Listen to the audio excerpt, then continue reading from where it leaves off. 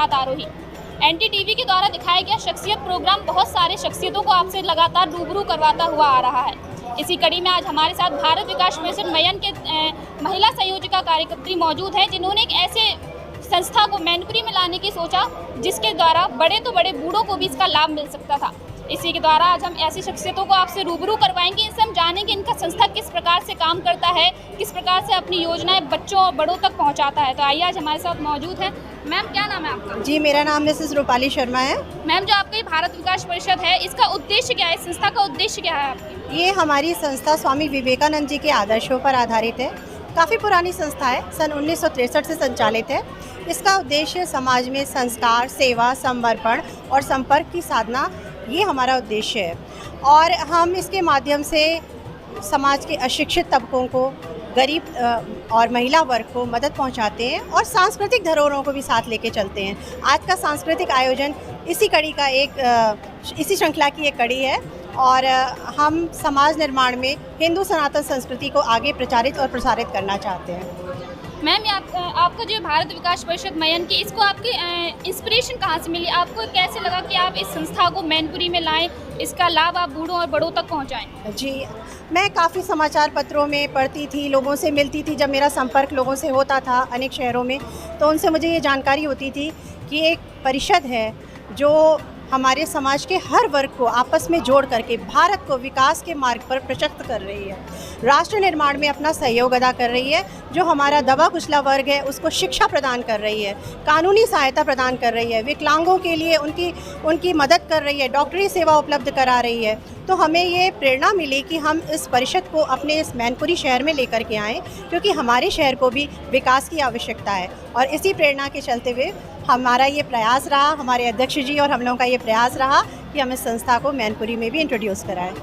Ma'am, ये आपका जो भारत विकास परिषद, इसके बैनर तले आज तीज महोत्सव का आयोजन किया जा रहा है। इस महोत्सव के अंदर किस प्रकार के कार्यक्रमों का आयोजन किया जाएगा? बच्चों बड़ों किस प्रकार से इसमें भाग लेंगे? जी, आप अभी बैठेंगे तो देखेंगे कि हमारे सांस्कृतिक मंच पर सबसे पहले जो हमारे छोटे छोटे नन्हे मुन्ने हैं वो किस तरह से गणेश जी की वंदना करते हैं, महिषासुरमर्दिनी स्तोत्र का पाठ करते हैं, शंकर तांडव जी पे जो स्तोत्र है उस पर नृत्य प्रस्तुत करते हैं और साथ ही साथ लोक नृत्यों का समावेश होगा और हरियाली तीज के बारे में भी कुछ स्पीच कही जाएगी, महिला सशक्तिकरण पर भी भाषण होगा। इस प्रकार ये एक हमारा प्रयास है कि हमारी जो सांस्कृतिक आयोजन है, जो हमारी धरोहर है, वो भी आगे बढ़े, आगे चले, क्योंकि हमारा समाज तभी आगे बढ़ेगा जब हम अपनी संस्कृति को भी साथ लेकर के चलेंगे।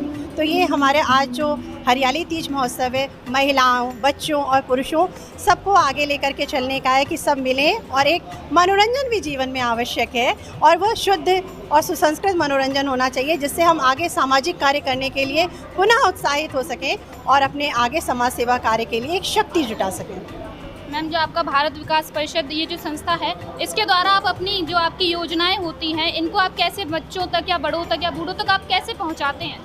जी, हम लोग एक टीम वर्क में काम करते हैं। हमारे अध्यक्ष डॉक्टर राकेश गुप्ता जी और हमारे सचिव और हमारे जो कार्यक्रम संयोजक हैं कौशलेंद्र गुप्ता जी और मैं, हम सब लोग आपस में एक टीम वर्क बना करके जो हमारे जहाँ पर आवश्यकता है वहाँ पर हम जाते हैं, वहाँ उनको आर्थिक मदद भी देते हैं। और हमारी उद्देश्य ये है कि हम वृद्धाश्रम जाएं, उन बुज़ुर्गों के पास जाके बैठें जिन्हें भोजन तो उपलब्ध है, जीने के तो सहारे उनके पास हैं, लेकिन उनकी संवेदनाओं को सुनने वाला कोई नहीं है, उनकी भावनाओं को सुनने वाला कोई नहीं है। हम उनके पास बैठें, उनके दुख दर्द बांटें, अनाथ आश्रम के बच्चों के पास जाएं, उन छोटे छोटे बच्चों के चेहरे पे हंसी बिखेरें।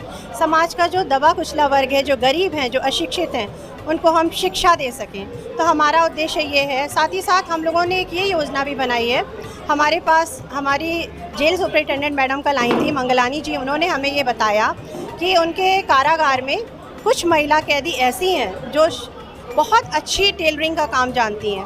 तो हमारे पास एक मैसेज ये आया कि आप अपने सिलाई का काम उन्हें दीजिए, जिससे कि वो अपने पैरों पे खड़ी हो सकें, आत्मनिर्भर बन सकें, क्योंकि जब वो जेल में पहुंच जाती हैं तो उनका परिवार उन्हें त्याग देता है। हमें ये जानकारी मिली कि उनको कोई वहाँ से निकालने वाला भी नहीं है। तो हमारा ये भी एक कार्य रहेगा कि हम जेल में जो महिलाएं हमारी हैं उनकी भी मदद कर सकें। तो बहुमुखी, बहुआयामी इस परिषद के उद्देश्य हैं और हमारा ये पूरा प्रयास रहेगा कि हम इस उद्देश्यों की पूर्ति कर सकें। मैम, जैसे कि आपने अभी बताया कि आपका भारत विकास परिषद ये हाल ही में आपने शुरू किया, इसको ज़्यादा समय नहीं हुआ है। अब ऐसा होता है तो आपको इस संस्था को शुरू करने में काफ़ी समस्याओं का सामना करना पड़ा होगा। कैसी समस्याएं आपके सामने उत्पन्न हुई, आपने उन समस्याओं का निराकरण कैसे किया? ईश्वर की कृपा से मैनपुरी बहुत अच्छी जगह है और हमको किसी प्रकार की कोई समस्या का सामना नहीं करना पड़ा। लोगों का बहुत सहयोग मिला, आर्थिक, भावनात्मक, हर तरीके का सहयोग मिला। लोग शरीर, श्रम, शक्ति तीनों से हमारे साथ जुड़े, संगठित हुए और आगे हम जब कार्य करेंगे तो आप आएंगी ये कहने के लिए कि अरे वाह, संस्था ने तो बहुत ही अच्छा कार्य किया है। तो आप बिल्कुल आश्वस्त रहिए और हमारा मैनपुरी बहुत अच्छा जनपद है और हमें किसी प्रकार की कोई समस्या का सामना नहीं करना पड़ा। मैम, जो आपका ये जो भारत विकास परिषद है, जब आपने इसकी शुरुआत की थी तब आपको पता था किसके द्वारा कौन से किस तरीके के कार्य किए जाते हैं? आपका ये संस्था आपने जो मैनपुरी में खोला है या जो आपने संगठन तैयार किया है, इसके द्वारा आप किस प्रकार के कार्यों का आयोजन किया करेंगे? मैंने जैसा कि अभी आपको बताया कि हम समाज सेवा से जुड़े हुए कार्य करेंगे, साथ ही कभी कभी हम सांस्कृतिक आयोजन भी किया करेंगे क्योंकि जीवन में सभी रसों का समावेश ज़रूरी है। और अभी आपको बता ही चुकी हूँ कि हम वृद्धाश्रम जाएंगे, हॉस्पिटल्स जाएंगे, गरीब बस्तियों में जाएंगे। महिलाओं, इस संस्था का उद्देश्य ये भी है कि जो विकलांग हैं उनकी अगर हम आर्थिक मदद करके उनको कोई अंग की सहायता प्रदान कर सकते हैं तो हम वो भी करें। तो आगे हम लोगों का प्रयास ये रहेगा कि हम विकलांगों की भी मदद करें और साथ ही महिलाओं के लिए भी एक योजना है।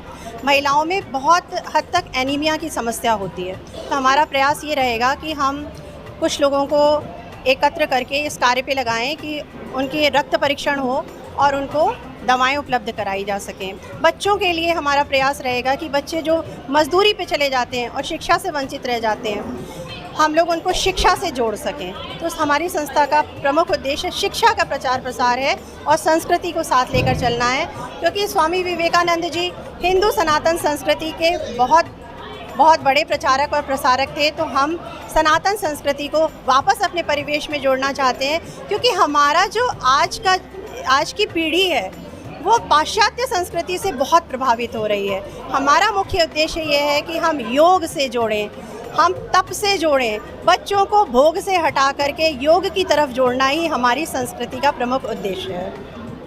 तो आपने जिस प्रकार देखा, रूपाली जी ने हमें बताया कि उनकी संस्था किस प्रकार कार्य करती है, वृद्धों के लिए, बड़ों के लिए, बच्चों के लिए योग, उन्हें भोग से हटा के योग की तरफ लाती है। वृद्धों में जो उत्साह होता है वो दब जाता है जब वो वृद्धाश्रम में चले जाते हैं। तो इस प्रकार उनकी संस्था हर तरीके से काम करेगी, चाहे वो अस्पताल से रिलेटेड हो, चाहे वो आर्थिक मदद हो, शिक्षा के क्षेत्र में, हर प्रकार से मदद करेगी।